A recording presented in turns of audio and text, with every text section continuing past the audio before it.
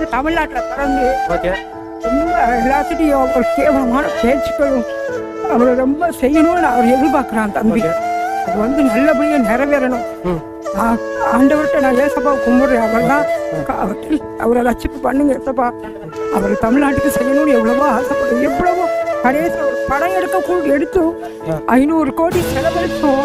அந்த தம்பியால் எவ்வளவு பாதிக்கப்பட்டிருக்கும் தெரியுமா? அதெல்லாம் ஒவ்வொரு தமிழ்நாட்டு மக்களும் நினைச்சு பார்க்கணும்.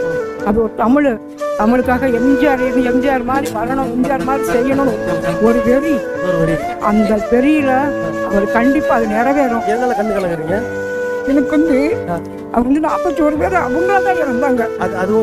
அவரை செய்யல அல்ல, அது அவர் செய்யல. அதுக்கு போய் அவங்க கேஸ் போட்டு அதை ஒரு பழியா ஆக்கி தமிழ்நாட்டு மக்கள் அவரை பேசினதெல்லாம் மனசு கேட்டு ரொம்ப புதிக்குது இதயத்துல.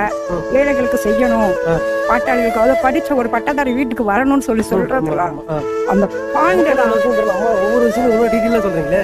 படிச்ச விஷயங்கள் பட்டதாரி வரணும் அப்படின்ற எல்லா விஷயத்தையும் வரணும். எல்லாரும் படிக்கிறதுக்கு சீரழிஞ்சுக்கிட்டு கஷ்டப்படுறாங்க. எத்தனையோ அடிமட்ட பிள்ளைங்கள்லாம் விவசாயத்துல இருந்தோம் எதுல இருந்தோம் தெரியாது.